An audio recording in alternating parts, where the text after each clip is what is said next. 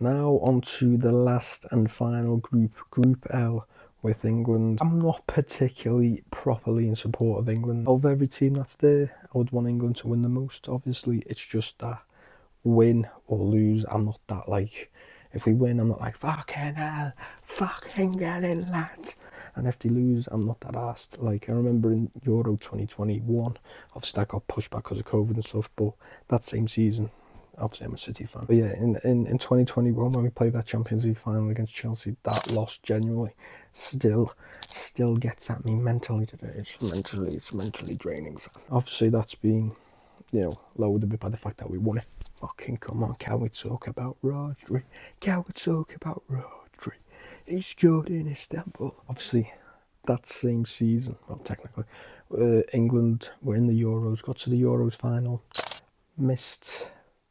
Saka missed the last penalty. As soon as Donnarumma walked away, I was not bothered. I'll be honest, I just was not bothered.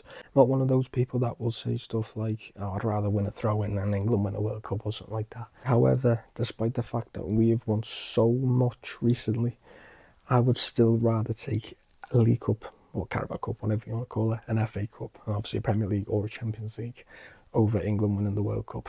That's just my personal opinion. Obviously, people are going to disagree with that. But I think it means a lot more to me for that than it does England winning the World Cup. I don't actually really feel that ingrained in the England squad and stuff when I watched them. I don't know why, but I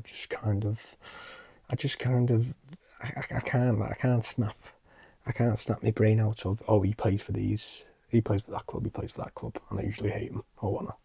But yeah, that's just my opinion. On to the group. I do think England will finish top again. I think it's going to be a bit of a slog just because of the conditions, and I think England are really going to struggle. Just watch them play Costa Rica. Was a good performance, to be fair.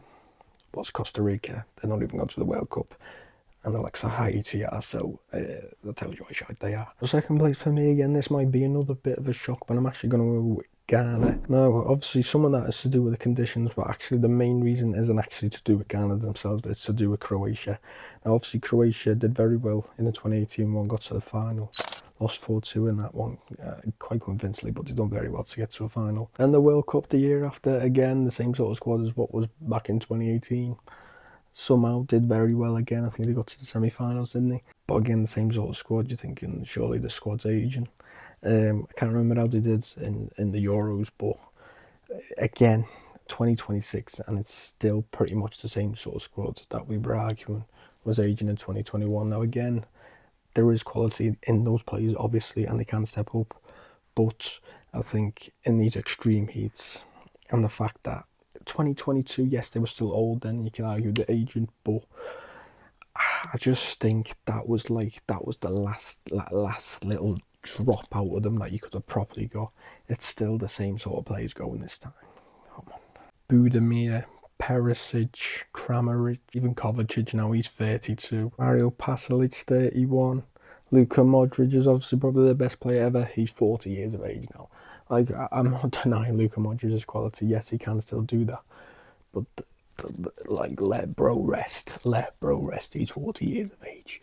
Do you know what I mean? And these lot are probably going to be starting. Gvardiol, again, another one who can do well, but he's had injury problems this season, so don't know quite well how he's going to do when he's got to play consistently. I think when you're picking out on these names, and the best names are like the over 31, a lot of them. And I know Kudus isn't going for Ghana because he picked up an injury, obviously, but they've got the likes of Semenyo in there.